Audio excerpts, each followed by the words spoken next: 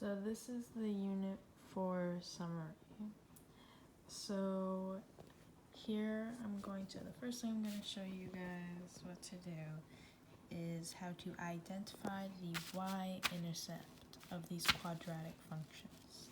So we've got our quadratic function here, x squared plus 3x plus 30.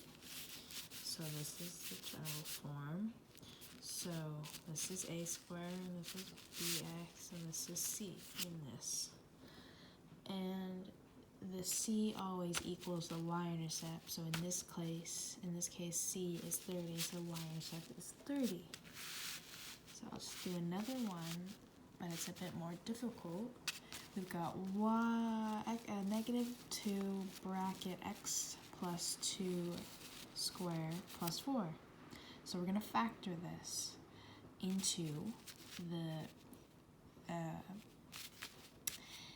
a general form. So we're going to got the negative 2, and here bring in x squared plus 4x plus 4 bracket plus 4. And then we're going to go further factor and spread the negative 2 out. So we get negative 2 and negative 8 minus 8, and then we're going to combine these because these are like terms. We get negative 4, and so now we're left with negative 2x squared minus 8x minus 4, and this is our c, and see, that means our y-intercept is negative 4. Now I'll show you guys how to describe and graph functions. So this is our question here, negative 2 bracket x minus 3 squared minus 1. So first thing we're going to do is turn this into a general form.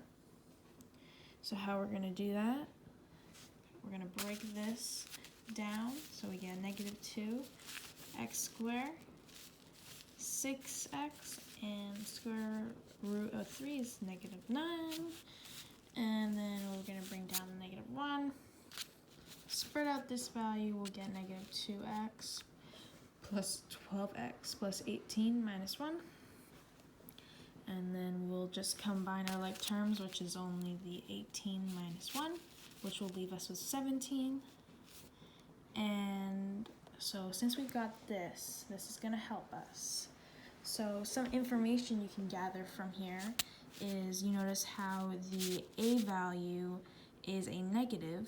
That means the parabola will face down. If it was a positive, it would be flipped and face upwards like this. So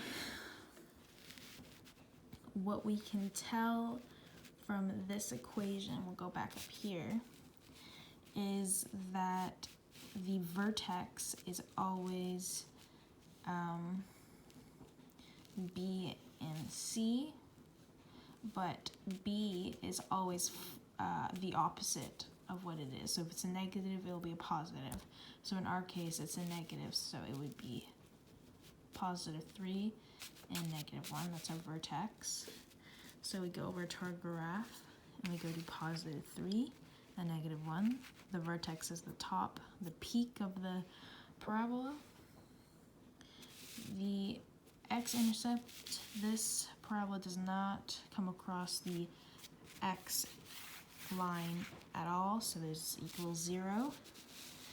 The axis of symmetry is always going to be b, so that is 3. And the y-intercept is 17. And what else can you tell? The range is negative 1. So the axis of symmetry is 3, and the range is negative 1. So I went like this, over 3, down 1. So that's how we know how to draw our parabola, is by these numbers. So when we go over here, and it's going to go 2, 6. Anyways, ignore I said any of that.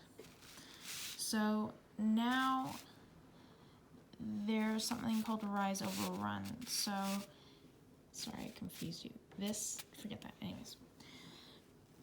So it goes 1 over 2, 1 over 6, 1 over 10, 1 over 14. That's the pattern that we're going to be using. And we go like this. Over 1, down 2. Over 1, down 6. And then if you can't fit it anymore, just continue the line and don't forget to draw arrows at the end to show that it's continuous. There's still more, but we can't put it on the page. So yeah, that's Unit 4 for you. Hope you learned something.